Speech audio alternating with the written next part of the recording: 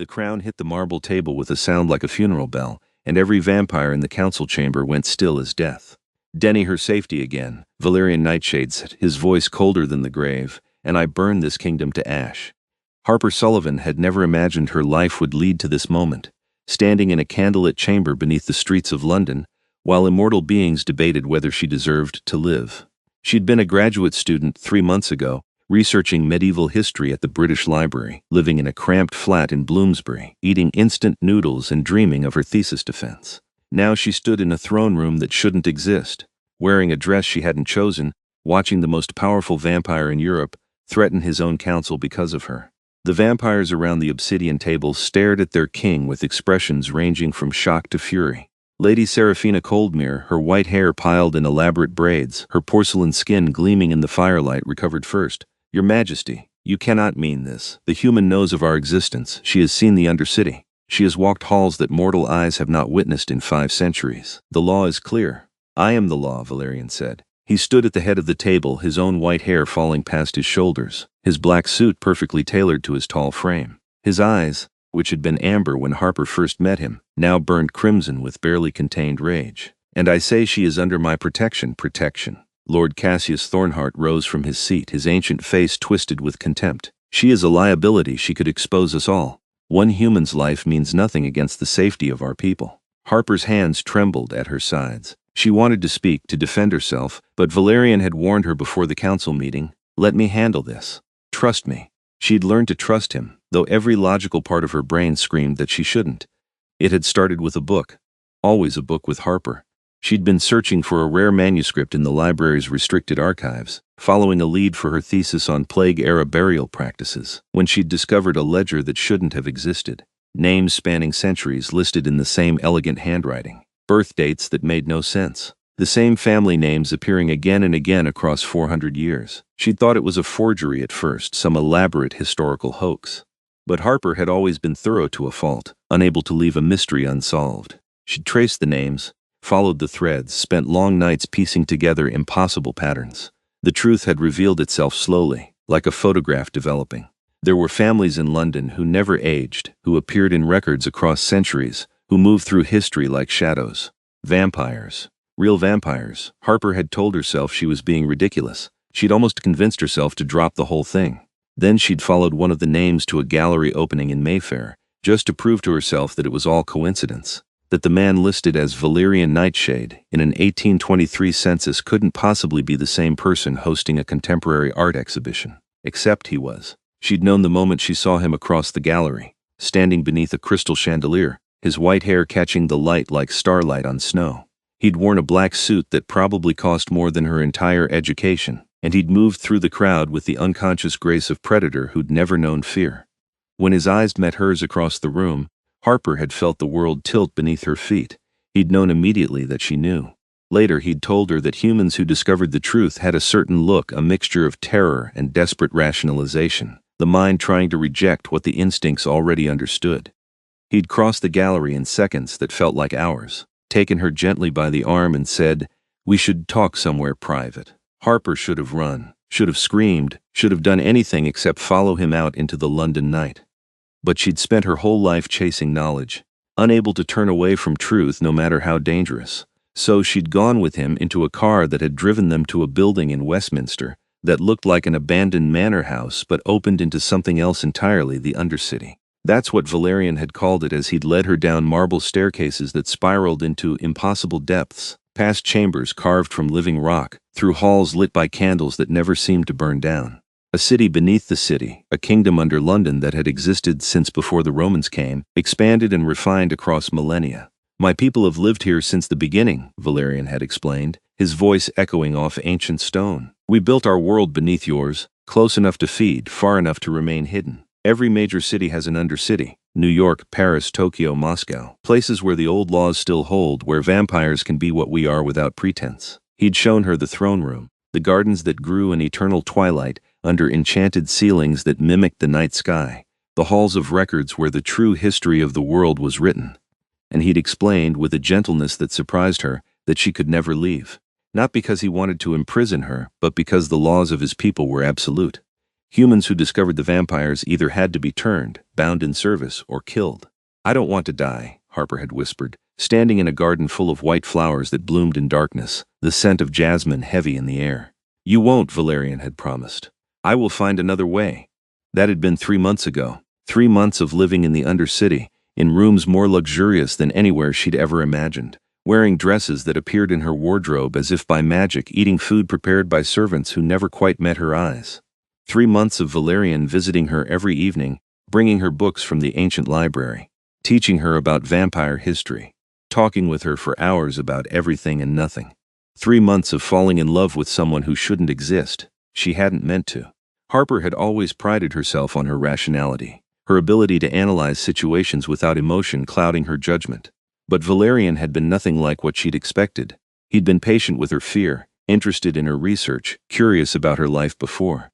He'd listened when she talked about growing up in a small town in Wales, about losing her parents in a car accident when she was 20, about pouring herself into her studies, because knowledge felt like the only solid thing in a world that could take everything away without warning. And she'd learned about him.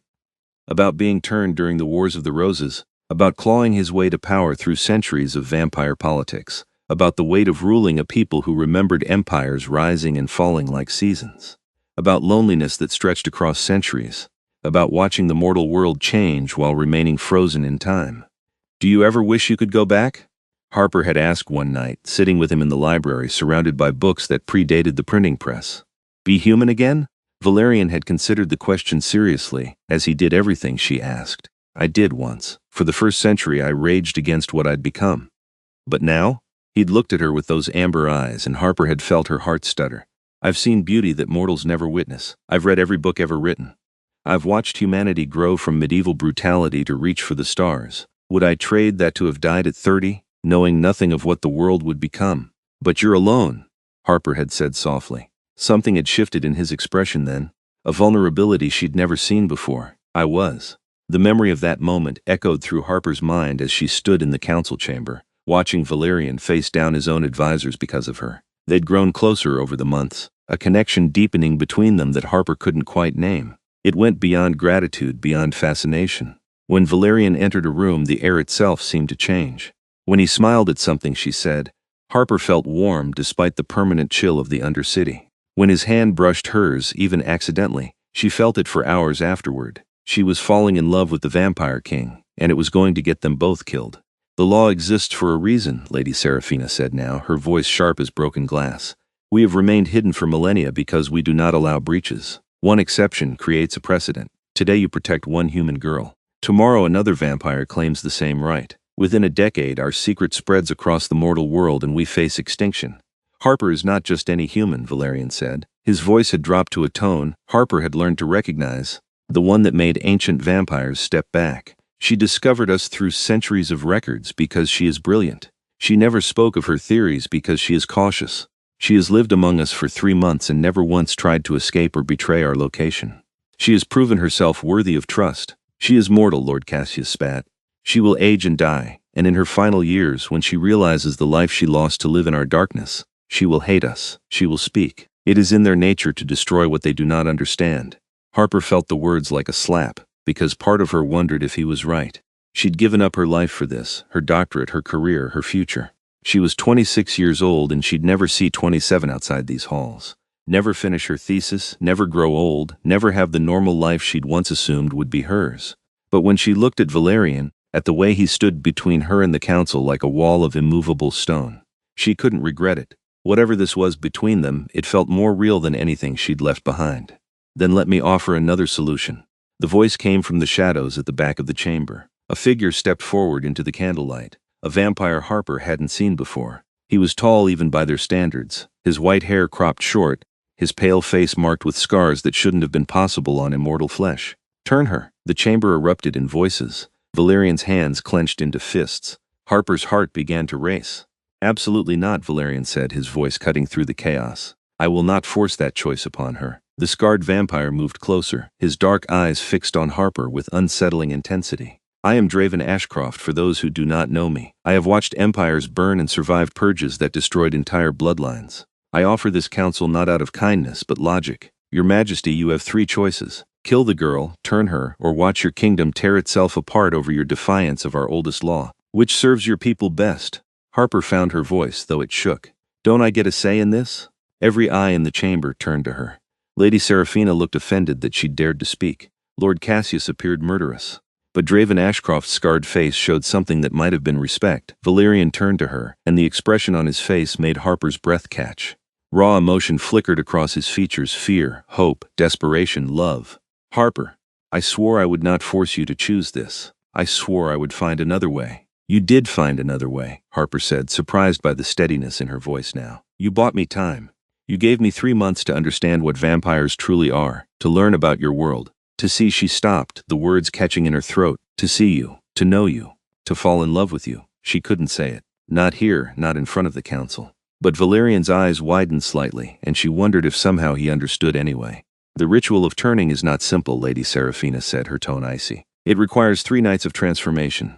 The pain is excruciating. Many humans do not survive. Those who do often lose themselves, become feral, lose all memory of their mortal lives. Would you risk your mind, your very self, for a chance at immortality? Harper looked at Valerian. Would I remember you? The question seemed to hurt him. Most do not. The fever of turning burns away human memories like paper in a fire. You would wake knowing what you are, but not who you were, not who you. His voice broke slightly. Not who you loved. The chamber had gone silent. Harper realized that every vampire present was listening with an intensity that felt almost reverent. She wondered how many of them remembered their own turnings. How many had lost everything to become what they were?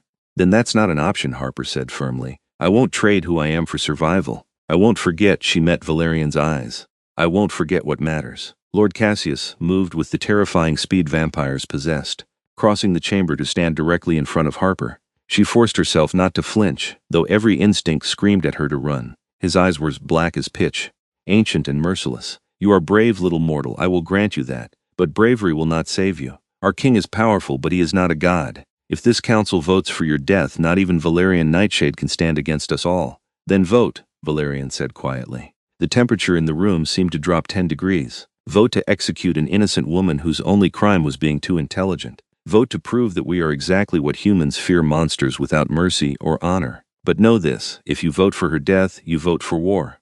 I will not execute Harper Sullivan. I will not allow any of you to touch her. And if that means I burn this kingdom to ash and salt the earth where it stood, then bring torches. The silence that followed was absolute. Lady Seraphina stood slowly, her elaborate dress rustling like wings. You would destroy everything we have built? Centuries of civilization, of progress, of peace among our people? For one human girl?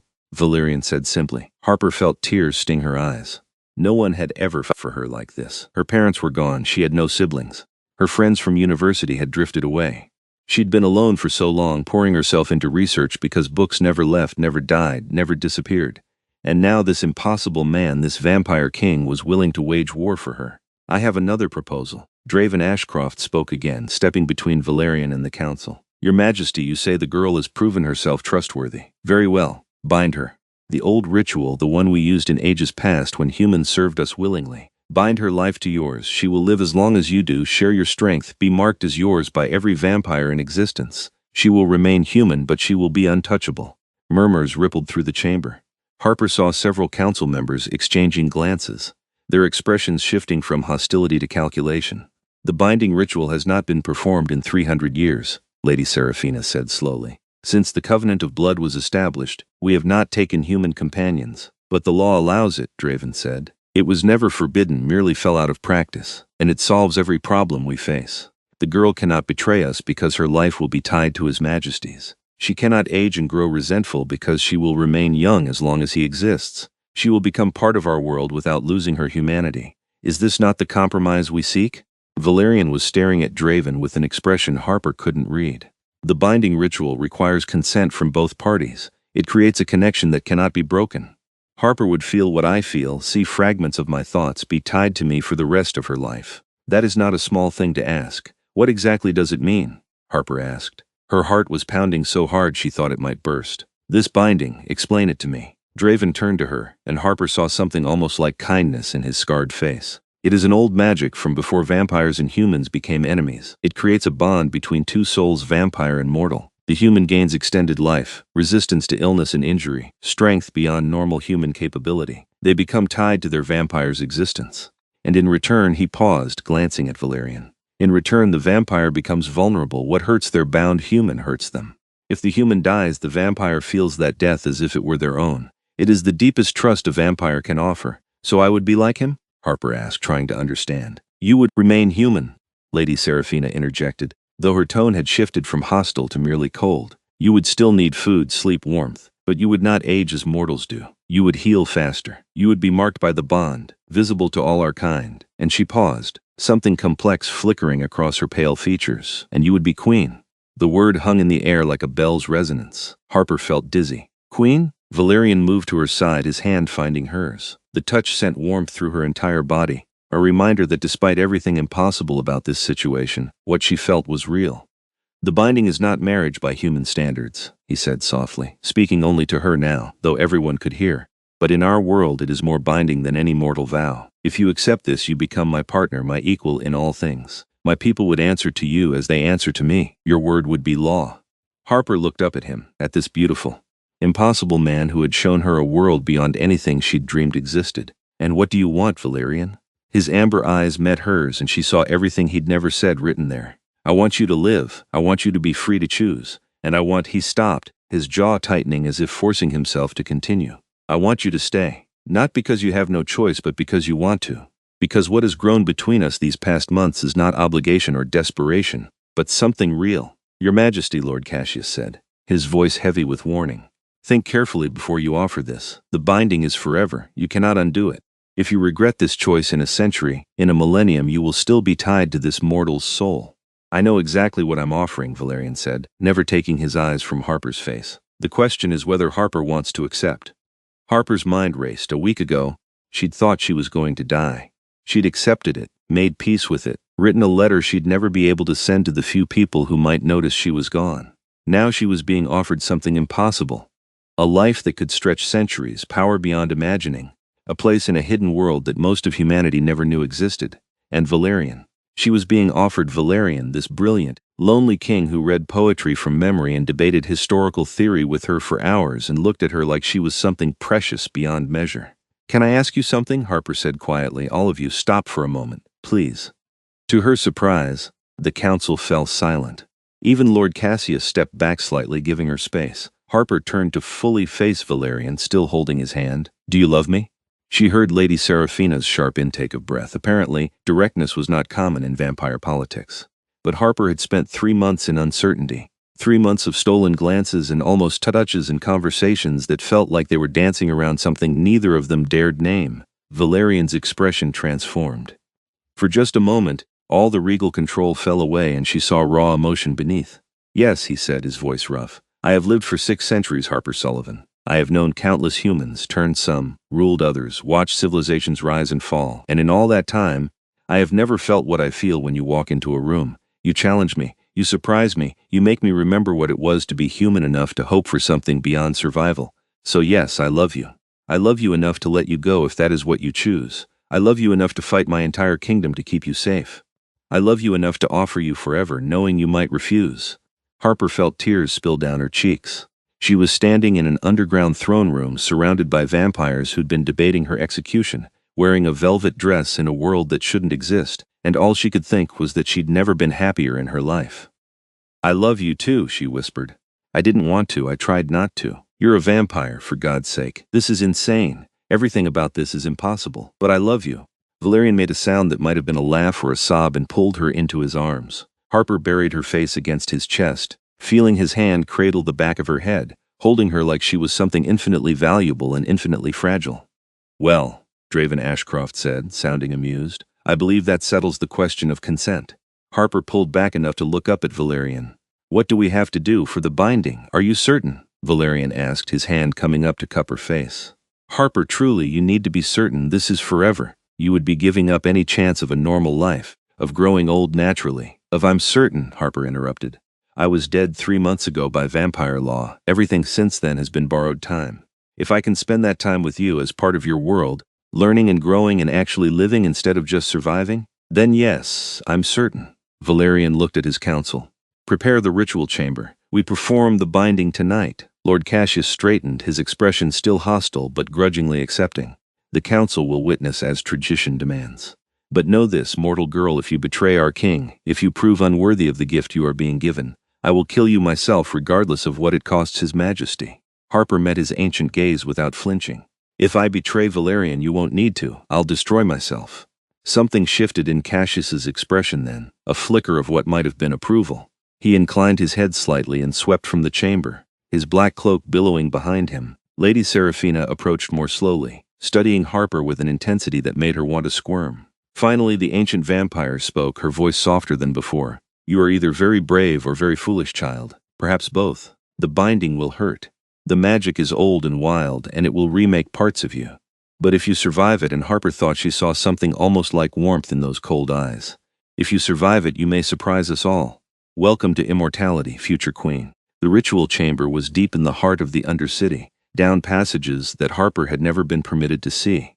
Valerian led her through corridors carved with symbols that seemed to writhe in the torchlight, past doors sealed with wax and blood, into places that felt older than memory. "These are the original halls," Valerian explained as they walked, his hand warm in hers. "Built before Rome, before even the Greeks.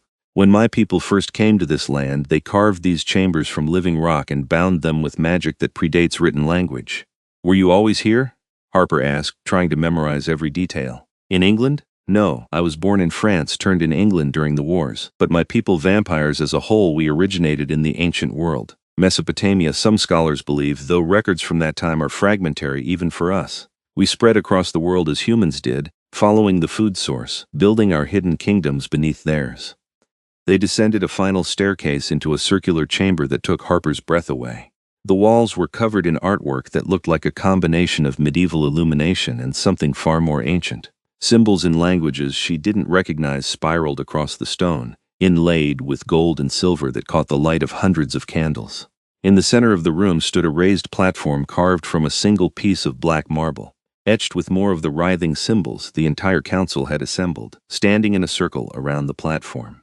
Draven Ashcroft stood near the back, his scarred face impassive. Lady Seraphina had changed into robes of deep crimson, her white hair unbound and falling to her waist. Lord Cassius held an ancient book, its pages yellowed with age. "The ritual requires blood," Valerian said quietly, leading Harper toward the platform. "Mine and yours, mixed and offered to the old magic that binds our kind. It will hurt, Harper. I wish I could spare you that, but I'm not afraid of pain," Harper interrupted, though that wasn't entirely true. She was terrified. But she was more afraid of losing this, of losing him, of going back to the half-life she'd been living before she discovered this impossible world. They stepped onto the platform together. Valerian turned to face her, taking both her hands in his. "No matter what happens," he said softly, "know that you have made me remember what it means to hope. You have given me something I thought I'd lost centuries ago." "Thank you, Harper Sullivan." "We haven't done it yet," Harper said, trying to smile despite the fear. "Don't thank me until we know I survive." "You'll survive," Valerian said with absolute certainty. "You're the woman who discovered a secret kept for millennia because you couldn't leave a mystery unsolved. You're the woman who has lived in a vampire city for 3 months without losing her mind or her compassion. You're the strongest person I've ever known." Lord Cassius began to chant in a language that hurt Harper's ears to hear, syllables that seemed to resonate in her bones.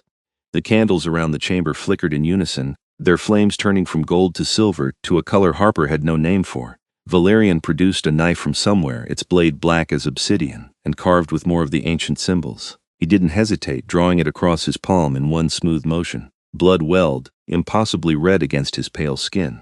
He offered the knife to Harper. She took it with shaking hands, stared at her own palm for a long moment, then made the cut.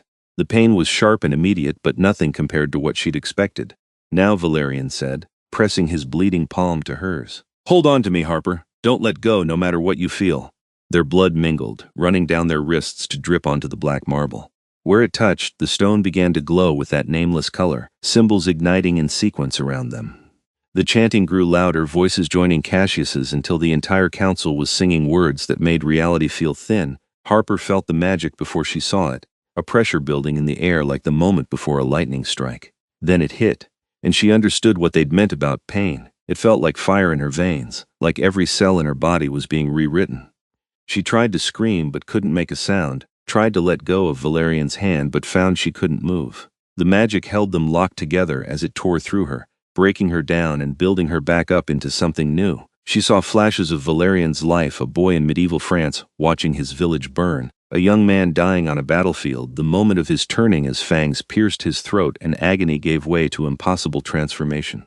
Centuries flickered past, kingdoms rising and falling, loves found and lost, the weight of immortality settling like chains around his shoulders. She felt his loneliness, the crushing isolation of watching everyone he cared for die while he remained unchanged. And she felt the moment he'd seen her across that gallery. The recognition that had struck like lightning here was something new. Someone who saw him and wasn't afraid. Someone who challenged him.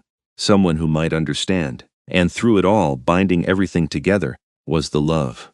It poured through the bond like golden light, his love for her mixing with her love for him until she couldn't tell where one ended and the other began. Harper thought she might die from the intensity of it. Then she thought dying might be easier than surviving this. Then she stopped thinking at all and just endured, holding on to Valerian's hand like it was the only solid thing in a world gone liquid with magic. Finally, after what felt like hours but might have been minutes, the magic began to recede. The pain faded to a dull ache, then to pins and needles, then to nothing. Harper gasped for breath she hadn't realized she'd been holding, blinking away tears and sweat and trying to focus. Valerian was watching her with an expression of such naked relief and joy that it made her heart ache. "Harper, can you hear me?" "I can hear you," she managed, her voice hoarse. "Did it work?" "Look," he said softly, turning her hands so she could see their palms. The cuts had healed completely, but in their place were scars that gleamed like silver, symbols that matched the ones carved into the chamber, now etched permanently into their skin. When Harper pressed her palm to Valerian's, the marks aligned perfectly, creating a pattern that pulsed with faint light. "You bear the king's mark," Lady Seraphina said, her voice carrying a reverence Harper had never heard from her before. "The bond is complete.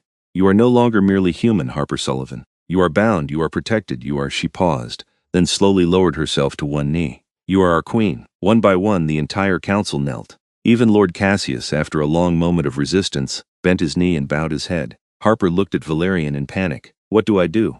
He smiled, and it transformed his face from regal to boyish. "You accept their loyalty. You speak your first words as queen. What those words are is entirely up to you." Harper took a deep breath, looking at the assembled vampires, ancient, powerful beings who had lived through centuries, who could kill her with a thought despite the bond, who were kneeling before her because of magic and love and impossible circumstance.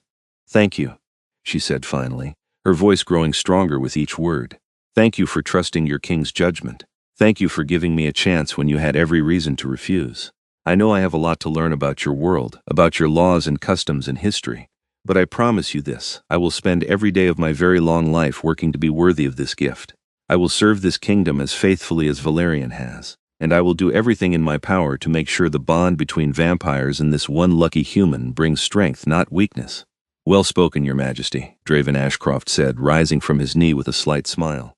"I believe we have chosen well." The formal ceremony concluded, but Harper barely registered it. She was exhausted, overwhelmed, and her entire body felt like it had been torn apart and reassembled. Valerian must have sensed her fatigue because he dismissed the council with gracious efficiency and swept Harper into his arms, carrying her despite her protests.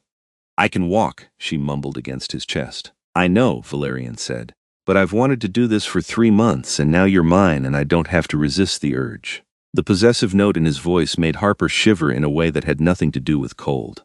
"Yours, ours," Valerian corrected, pushing open a door with his shoulder.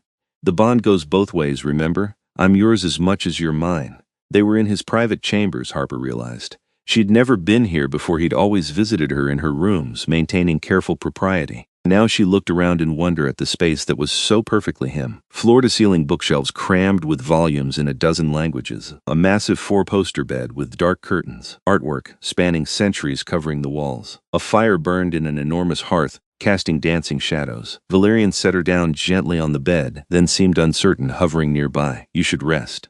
The binding takes days to fully settle, and you'll need." Harper reached up and pulled him down to sit beside her. "Stop taking care of me for 5 minutes and just be with me." He sat, taking her hand carefully as if she might break. Harper noticed he was trembling slightly, this ancient vampire king, and realized he was as overwhelmed as she was. "I can feel you," Harper said wonderingly, pressing her free hand to her chest. "Your emotions. It's like there's a string connecting us and I can feel what's on the other end. What do you feel?" Valerian asked quietly. Harper closed her eyes, focusing on the bond. Relief, joy, fear, love, so much love it almost hurts. She opened her eyes to find him watching her with devastating intensity. Is that what you feel? Yes, he said simply, all of that and more. I was so afraid we'd lose you. That the ritual would fail, that the magic wouldn't take, that you'd change your mind at the last moment. I've lived 600 years, Harper, and I have never been as terrified as I was standing in that chamber watching you in pain and being unable to stop it. It was worth it, Harper said. She brought their joined hands up, looking at the matching silver scars. To have this, to have you, it was worth every second. Valerian made a rough sound and pulled her close, burying his face in her hair. Harper wrapped her arms around him and held on, feeling the bond between them pulse and settle, magic and emotion weaving together into something unbreakable. They stayed like that for a long time, just holding each other, letting the reality of what they'd done sink in. Harper felt the exhaustion pulling at her, but she fought it, not wanting to miss a moment of this. You need to sleep, Valerian murmured against her hair. I can feel how tired you are, so can you, Harper pointed out. You're not human, but you still need rest, right? Eventually. But I was planning to watch over you while you slept. Harper pulled back enough to look at him. Or you could sleep with me. Not, she felt herself blush. Not like that, just sleep. I don't want to be alone right now. Something in Valerian's expression softened impossibly further. I haven't shared a bed with anyone in over a century, he admitted. I've been alone so long I'd forgotten what it meant to want company even in sleep. Then don't be alone anymore, Harper said simply. We're bound now. We're partners. Let me be here for you the way you've been here for me. They lay down together, still fully clothed, wrapped in each other's arms. Valerian pulled a blanket over them, and Harper felt his cool hand stroke her hair with infinite gentleness. I never believed in fate, Valerian said softly as Harper's eyes began to close. I've lived too long, seen too much randomness and chaos. But when you walked into that gallery, when our eyes met across the room, I felt something shift in the universe. Like everything I'd survived for 6 centuries had led to that exact moment. Maybe it did, Harper mumbled, sleep pulling her under. Maybe we were always going to find each other. Maybe that's what love is, two impossible people finding each other against all odds and choosing to be brave enough to hold on. Sleep, my love, Valerian whispered. I'll be here when you wake. Harper slept for 14 hours, her body recovering from the trauma of the binding. When she woke, Valerian was exactly where he'd promised to be, lying beside her, watching her with those amber eyes that seemed to see straight through to her soul. Good morning, he said softly. Or evening, technically. How do you feel? Harper took inventory. Her body felt different, lighter somehow, stronger, more alive than she'd ever felt. The bond was a constant presence in the back of her mind, a warmth that she knew was Valerian, his emotions and presence always accessible if she reached for it. I feel amazing, she said honestly. Like I could run a marathon or fight a bear. Or she stopped, noticing something. Valerian, I can see in the dark. Why can I see in the dark? He smiled.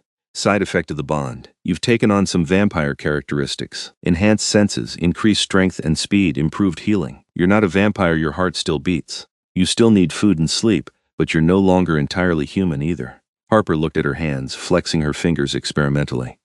This is so strange. I can feel everything more intensely. The texture of the sheets, the temperature of the air, your presence beside me. She looked at him. Is it always like this for you? Everything so sharp and clear? You adjust, Valerian said. After a few centuries you learn to filter it. For now it will be overwhelming, but I'll help you learn to control it. A knock at the door interrupted them. Valerian rose with fluid grace, calling out permission to enter. A vampire servant appeared, bowing deeply. Your Majesties, forgive the intrusion. Lady Seraphina requests an audience when you are available. She says it is urgent regarding the Queen's training. Harper sat up, suddenly aware that she was still in the velvet dress from yesterday, now thoroughly wrinkled. Training? You are Queen now, Valerian explained, offering her his hand to help her rise. You'll need to learn our laws, our customs, how to navigate vampire politics. Lady Seraphina is the most knowledgeable in such matters. She's offering to serve as your advisor. The vampire who wanted me dead yesterday wants to be my advisor today, Harper asked skeptically. She wanted to protect our people yesterday, Valerian corrected gently. Today you are one of our people. She will guard you as fiercely as she opposed you before. That is Seraphina's nature, absolute loyalty to the kingdom, whoever leads it. They found Seraphina in one of the Undercity's many sitting rooms, this one decorated in shades of silver and white. The ancient vampire rose as they entered, her pale eyes assessing Harper with the same intensity as before, but now with curiosity instead of hostility. Your Majesty, Seraphina said, inclining her head to Harper. You look well, the binding has taken nicely. I can already see the changes. Harper touched her face self-consciously. What changes? You're more luminous, Seraphina said bluntly. The bond enhances beauty in both parties. It's one of its effects. A vampire and their bound human begin to reflect each other's nature. You'll glow with borrowed vitality, he'll gain warmth from your mortality. It's quite poetic, really. Serafina didn't come to discuss poetry, Valerian said, though there was fondness in his tone. What concerns you? The ancient vampire's expression turned serious. Word of the binding has spread through the Undercity. By tomorrow it will reach every vampire kingdom in the world. Most will congratulate you, send gifts, bow to tradition. But there are some, particularly the old families, who remember when humans were prey and nothing more, who will see this as weakness. They will test you, Your Majesty. She looked at Harper directly. They will test both of you. What kind of tests? Harper asked, fighting to keep her voice steady. Challenges to your authority. Attempts to prove you unworthy. Some may even try to harm you, to see if the king's resolve holds when you're in danger. Serafina moved to the window, looking out over the Undercity's twilit streets. The binding makes you powerful, but it also makes you a target. Hurting you hurts the king. Some will see that as a weapon to be exploited. Harper felt Valerian tense beside her. Through the bond she could feel his protective fury rising like a tide. She reached for his hand, squeezing gently. Then we'll face them together. You cannot face them unprepared, Serafina said. Which is why I propose to train you, not just in vampire law and custom, but in self-defense. You may have enhanced abilities now, but you're still young, still learning. I can teach you to fight, to protect yourself, to command respect through strength as well as your title. You want to train me? Harper asked, surprised. Serafina turned back to face them, and Harper saw something unexpected in her expression: respect. You stood before the council yesterday and spoke truth even knowing we could kill you. You chose the binding knowing it could destroy your mind. You love our king enough to give up your mortal life for him. These things take courage. I misjudged you, Harper Sullivan. I thought you were a liability. I now believe you might be exactly what this kingdom needs. Valerian looked between them, then at Harper. It's your choice, but I think Serafina's offer is wise. And he smiled slightly. She's the best fighter in the kingdom. If you're going to learn from anyone, she's the right choice. Harper thought about it. She'd never been athletic, had always been more comfortable in libraries than gyms. But she also knew that her life had changed irrevocably. She was queen of a vampire kingdom, bound to an immortal king, living in a world where ancient politics could turn deadly in moments. She needed to be able to protect herself, needed to be more than just Valerian's human weakness. I accept, Harper said firmly. When do we start? Tomorrow, Serafina said with a slight smile. First lesson, politics. You'll attend court with His Majesty and learn how to command a room full of immortal predators. Then we'll see how well you dodge when something tries to kill you. The next weeks passed in a blur of learning and adjustment. Harper discovered that being queen was both more complicated and more rewarding than she'd imagined. She attended court sessions with Valerian, learning to read the subtle power dynamics that govern vampire society. She studied with Serafina for hours each day, memorizing the bloodlines and alliances that stretched back millennia, learning which vampires could be trusted and which ones were always angling for advantage. And she trained. Serafina was a merciless teacher, pushing Harper to her new limits and then beyond. The ancient vampire taught her to use her enhanced speed and strength, to fight with weapons and without, to read an opponent's movements and strike before they could react. Harper discovered that she was actually good at it. Her analytical mind translated well to combat, seeing patterns and strategies the way she'd once parsed historical documents. But more than the training or the politics, Harper loved the moments she stole with Valerian. They would sit together in his library late into the night, reading or talking, or simply being in each other's presence. He showed her his favorite books, volumes he'd collected across centuries, and she shared her passion for history from the perspective of someone who'd lived through it. They debated philosophy and ethics, argued about historical interpretation, laughed over ridiculous vampire customs and human superstitions. And slowly, carefully, their relationship deepened into something beyond the bond. The magic had tied their souls together, but love, real love, the kind that came from truly knowing someone, that grew naturally between them. One evening, about a month after the binding, they stood together on one of the Undercity's observation platforms, looking up at the enchanted ceiling that showed the night sky above London. Stars twinkled in the eternal darkness, a perfect illusion that let vampires pretend they could still see heaven. Do you miss the sun? Harper asked quietly. Valerian considered the question. I miss what the sun represented. Warmth, life, the simple pleasure of daylight. But I've had 600 years to come to terms with that loss. He turned to look at her. Do you miss your old life? Harper thought about it honestly. Parts of it. I miss coffee shops and museums and walking through London at midday. I miss the freedom to go wherever I wanted without worrying about sunlight or vampire politics. She leaned into his side, feeling his arm come around her. But I don't miss being alone. I don't miss feeling like I was just going through motions, studying the past because I didn't know what to do with my present. You gave me purpose, Valerian. You gave me a future. He pressed a kiss to the top of her head, and Harper felt love and contentment flood through the bond. You gave me hope, he said softly. After centuries of routine and duty, you reminded me what it means to feel. They stood like that for a long time, two impossible people finding peace in each other, bound by magic and love and choice. The test Serafina had warned about came 6 weeks after the binding, in the form of a delegation from the European vampire courts. Harper woke one evening to find Valerian already dressed in formal attire, his expression grave. What's wrong? She asked, sitting up in bed. They'd been sharing chambers since the binding, and Harper had grown used to waking beside him, though his cool temperature still surprised her sometimes. Delegation from Vienna, Valerian said tersely, led by Constantine Ravencroft, head of the Austrian court. He's old, powerful, and deeply traditional. He's demanding to meet you, to judge whether you're worthy of your position. Harper felt her stomach clench.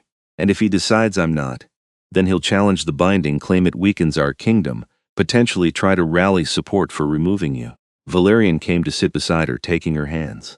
Harper, I need you to understand something. Constantine is dangerous. He's killed bound humans before centuries ago, before the practice fell out of favor. He sees humans as food and nothing more. He will do everything in his power to provoke you, to make you appear weak or unsuitable. Then I won't give him the satisfaction, Harper said, lifting her chin. Through the bond, she could feel Valerian's pride in her strength. I've been training for this. I'm ready. Lady Serafina arrived to help Harper prepare, bringing with her a dress that looked more like armor than formal wear. It was deep crimson, structured and powerful, with silver thread woven through in patterns that echoed the binding marks on Harper's palm. The color declares you're not prey, Serafina explained as she helped Harper into it. Red says you understand blood and power. The silver shows the bond. And the cut, she stepped back, assessing. The cut says you're beautiful but not fragile. You're a queen, not a decoration. Harper looked at herself in the mirror and barely recognized the woman staring back. The binding had changed her subtly. Her skin had taken on a faint luminescence. Her features seemed sharper, more defined. Combined with the dress and the way Serafina had styled her hair, she looked like she belonged in this world. Remember, Serafina said as they prepared to leave for the throne room. Constantine will try to touch you. Don't allow it. He'll try to get you alone. Stay with Valerian. He'll imply you're weak or foolish. Show him steel. You are queen not because of the king's love, but because you earned it through courage and strength. No pressure, Harper muttered, but she was smiling slightly. The throne room had been transformed for the delegation's arrival. Hundreds of candles burned in elaborate candelabras, casting the chamber in dramatic shadows. Valerian sat on his throne, looking every inch the vampire king in black and silver, his white hair falling past his shoulders, his eyes glowing faintly amber in the firelight. A second throne had been placed beside his smaller, but no less ornate, Harper's throne. She walked toward it with her head high, aware that every vampire in the room was watching, judging. She could feel their eyes on her, could hear whispers in languages she didn't know, but she didn't falter, didn't hesitate. She reached Valerian's side, and he stood to take her hand, presenting her formally to the court. Queen Harper of the London Undercity, he announced, his voice carrying through the chamber. Bound by blood and choice, my partner in all things. Harper sat, and the court bowed, all except for one figure standing near the entrance. Constantine Ravencroft was terrifying in a way that even the oldest vampires Harper had met weren't. He looked young, maybe 30 in human years, with white hair cropped military short and eyes like chips of black ice. But the age in those eyes was immense, predatory, utterly inhuman. He wore black leather and moved with a predator's grace, flanked by 2 other ancient vampires who watched Harper like they were calculating how many pieces they could tear her into. Your Majesty, Constantine said, his accent thick and his tone mocking. How quaint, a human queen. I had to see it to believe it, Lord Ravencroft. Valerian said coldly. You requested an audience. State your business. Constantine moved closer, ignoring protocol, his eyes fixed on Harper. My business is with her. I wish to test this bond you've created, to see if it's true or merely theater. The bond is not open to question, Valerian said, his voice dropping to that dangerous tone Harper had learned to recognize. Harper is queen by right of binding and by my decree. That is all you need to know, is it? Constantine was directly in front of the thrones now, staring up at Harper with naked contempt. What if I were to touch her? Would you feel it, Your Majesty? Would it hurt you as the old stories claim? Touch her, and you'll find out exactly how much pain the bond can transfer, Valerian said, standing. Before you die. The tension in the room ratcheted up impossibly higher. Harper could feel power crackling in the air, old magic and older threats hovering on the edge of violence. "Stop," Harper said clearly. Both vampire kings looked at her in surprise. She rose from her throne, moving to stand between Valerian and Constantine. "Lord Ravencroft, you came here to see if I'm worthy of my position. You want to test the bond. Fine. Test me directly instead of hiding behind threats against Valerian." Constantine's smile was all teeth. "How brave. Very well, little queen. What do you propose?" Harper had been thinking about this since Seraphina first warned her. She'd discussed it with no one, knowing Valerian would try to talk her out of it. But she'd spent 6 weeks training, learning to use her enhanced abilities, preparing for exactly this kind of challenge. "Single combat," she said. "You and me.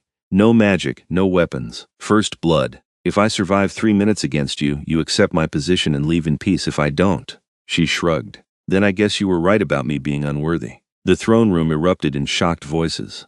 Valerian grabbed her arm, spinning her to face him. "Harper, no. Constantine is 2,000 years old.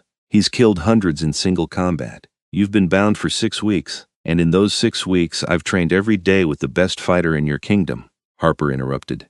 Through the bond, she pushed everything she was feeling toward him: determination, love, absolute certainty. "Trust me, Valerian.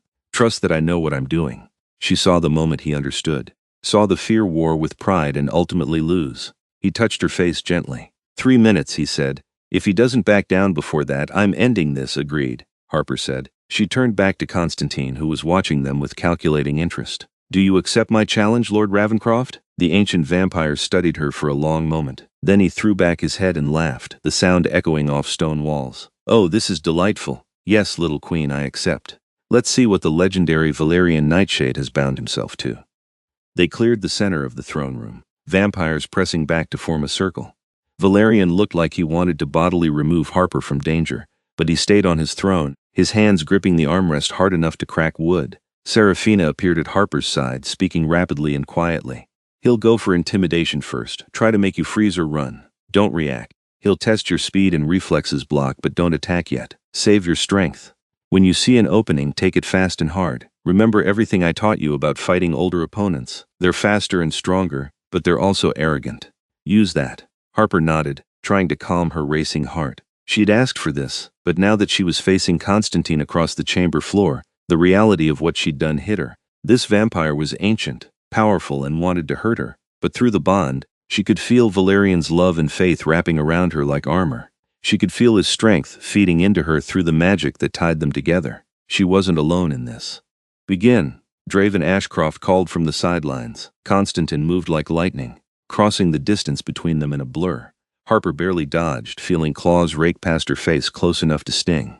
She rolled, came up in a defensive crouch, blocked a strike that would have broken ribs. He was fast, so fast.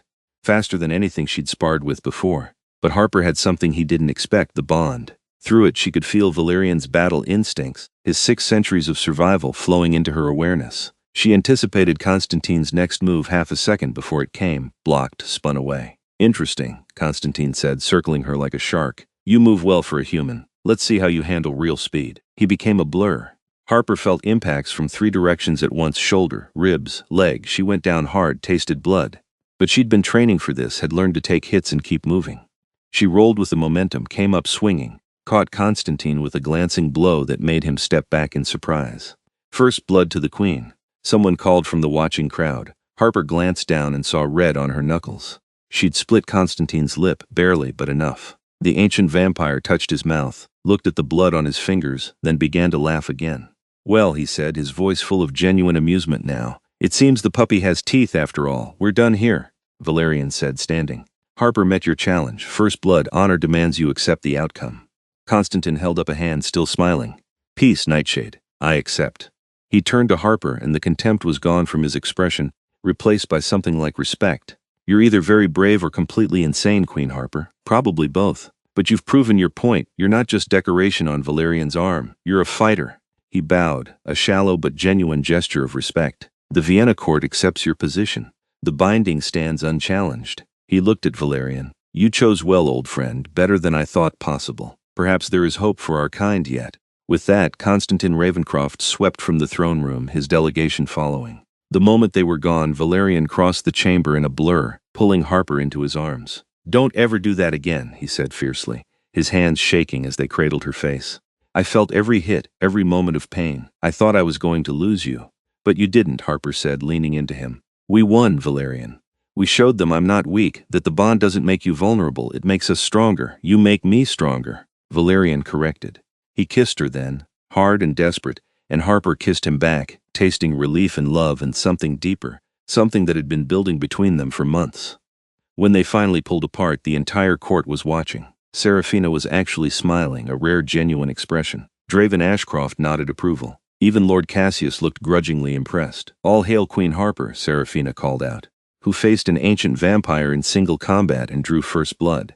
May all who doubt her strength remember this day.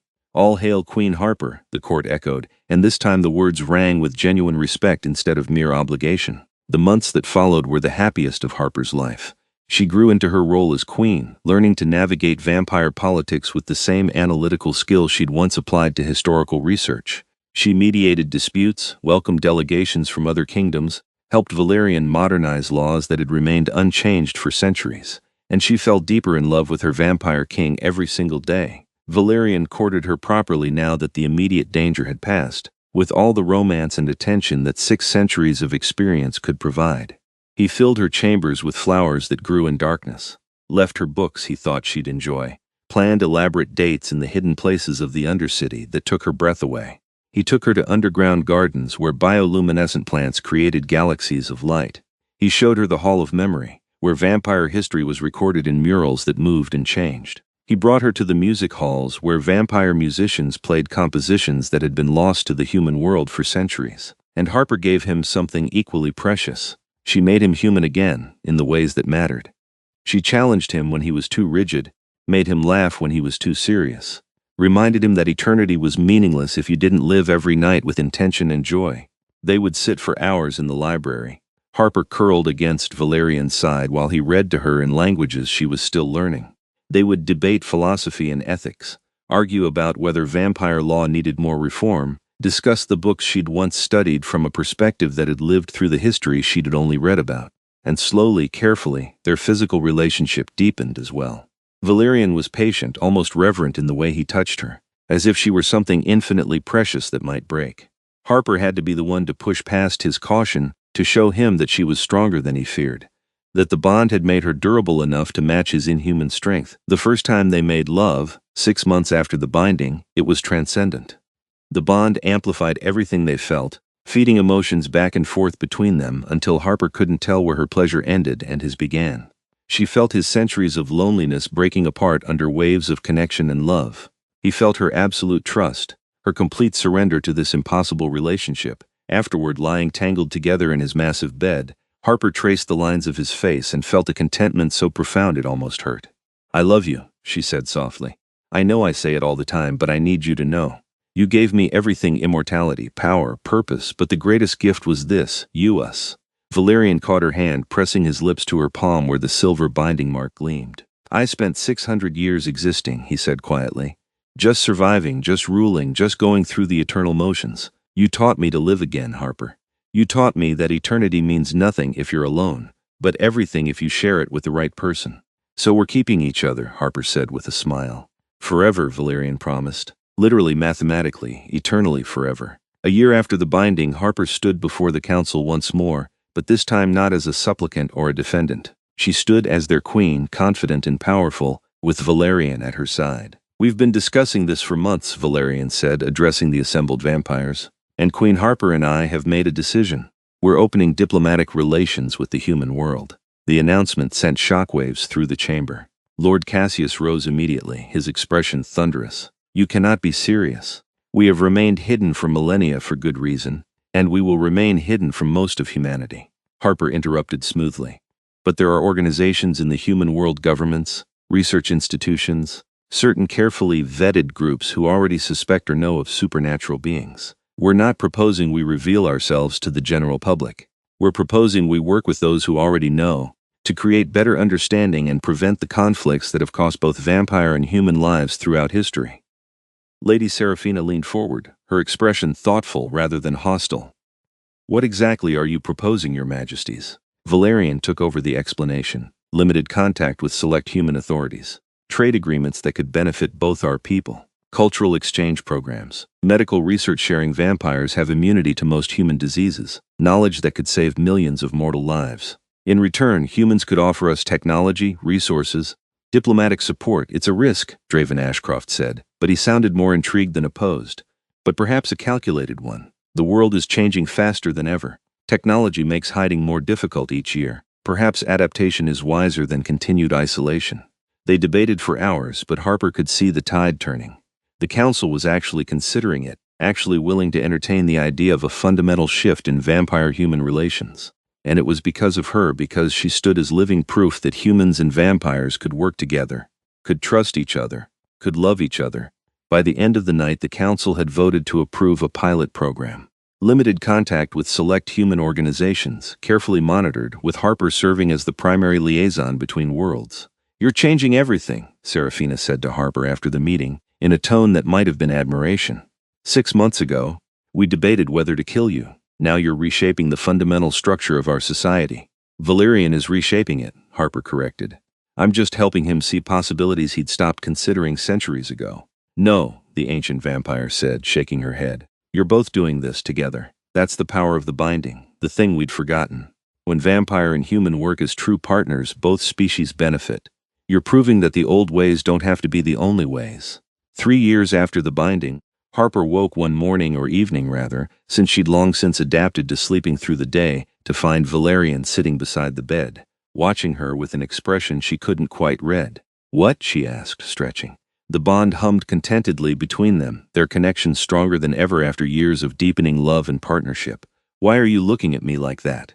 "I have something for you," Valerian said. He produced a small box, ancient wood carved with intricate designs. "It's been in my family since before I was turned, the last piece of my human life that I kept." Harper sat up, suddenly wide awake. "Valerian, what is this?" He opened the box to reveal a ring, simple silver, set with a dark stone that seemed to hold starlight within its depths. "In my time, when a man wished to bind his life to a woman's, he offered her a ring as symbol of his commitment. We're already bound by magic, by blood, by choice. But I want to honor your mortal customs as well." He took the ring out, holding it carefully. "Harper Sullivan, my queen, my love, my partner in all things, will you marry me?" Harper felt tears spring to her eyes. "We're already bound." "You said the binding was more than marriage." "It is," Valerian agreed. "But marriage is a human tradition, one that means something to you. I want to give you that. I want to stand before witnesses and make vows, put a ring on your finger, call you my wife in both vampire and human terms. So will you? Will you marry me?" "Yes," Harper said, laughing through her tears. "Yes, obviously yes. I'd marry you 1,000 times if I could." The wedding took place in the throne room 6 months later, a ceremony that blended vampire tradition with human custom. Harper wore white, which scandalized some of the older vampires who thought the queen should wear red, but Valerian had insisted it was her choice. Serafina stood as Harper's attendant, which would have seemed impossible a few years ago, but now felt perfectly right. They spoke vows in ancient languages and modern English, promised forever in the way vampires understood it and the way humans hoped for it.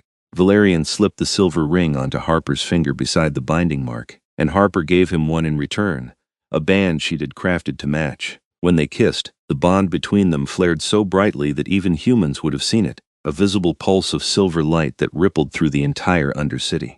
Vampires would talk about it for centuries afterward, the day the king and queen's love literally made magic visible. The reception was grand and beautiful, with vampires from every kingdom in attendance. Even Constantine Ravencroft sent a gift, an ancient book of vampire philosophy, that Harper immediately disappeared into the library with, much to Valerian's amusement. "You're supposed to be celebrating, not reading," he chided, finding her hours later curled up in one of the library chairs, still in her wedding dress, absorbed in the text. "I'm celebrating by doing what I love," Harper said, looking up at him with a smile. "Learning, exploring, understanding. That's who I was when you met me, and that's who I still am." Valerian crossed to her, pulling her up and into his arms. "I know. That's why I love you. You're brilliant and curious and too stubborn to stop asking questions even when the answers are dangerous," says the vampire who threatened to burn his kingdom down if his council hurt me, Harper pointed out. "I would have," Valerian said seriously. "I still would. If anything threatened you, Harper, I would tear the world apart to keep you safe." "I know," Harper said softly. "And I'd do the same for you. That's what forever means, right? We protect each other, we challenge each other, we grow together instead of staying frozen." "Together," Valerian agreed, kissing her forehead. "For all the centuries to come."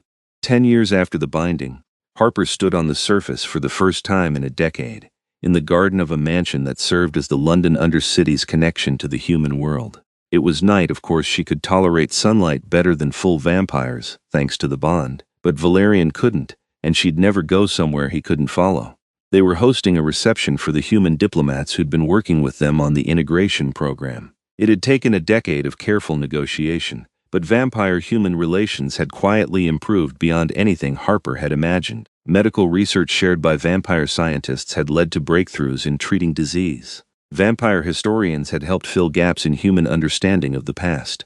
Human technology had been adapted to make undercities more efficient and sustainable. And standing as the bridge between worlds, the human who had become vampire queen, Harper had found a purpose beyond anything her academic career could have offered. "You did this," Valerian said quietly, standing beside her as they watched humans and vampires, mingling in the garden, talking and laughing like it was the most natural thing in the world. 10 years ago they wanted to kill you. Now you've changed the relationship between our species. "We did this," Harper corrected. "You were willing to risk everything to save me. That's what started all of this. Your love changed the world, Valerian." He pulled her close, and Harper leaned into him, feeling the bond pulse with contentment. They'd had 10 years together, and would have centuries more. 10 years of love and growth and building something better than what came before. "Do you ever regret it?" Valerian asked. "Giving up your human life? Sometimes I wake in fear that one day you'll resent what I took from you." Harper turned to face him fully, taking his face in her hands. "Valerian Nightshade, listen to me. You didn't take anything. I chose this. I choose it every single day. I chose you and immortality, and this impossible life we've built together, and I would choose it again and again and again. Even though you'll never finish your doctorate?" he asked with a slight smile. "I'm queen of a vampire kingdom and primary liaison between vampires and humanity," Harper said, laughing. "I think I've moved beyond worrying about my thesis defense." They stood together in the moonlight, surrounded by the fruits of their impossible love, humans and vampires working together, old hatreds giving way to new understanding, a future neither species could have built alone. "I love you," Valerian said. The words he spoke every night would speak for all the nights to come. "I love you too," Harper replied, the promise she'd keep for eternity. In a world hidden beneath London, in a kingdom carved from stone and magic, a vampire king and his human queen had proven that love could bridge any divide, overcome any obstacle, transform any tradition. They'd faced councils and challenges, danger and doubt, and emerged stronger for it. And they had forever to keep building that better world together, bound by blood and choice and love that would outlast centuries. The crown Valerian had thrown at the council table 10 years ago sat in a place of honor in their private chambers. Now, a reminder of the moment everything changed.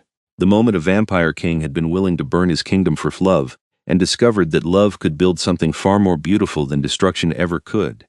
Harper Sullivan had walked into a library looking for answers about the past. She'd found instead a future she'd never imagined: immortality, power, purpose, and a love that would literally last forever.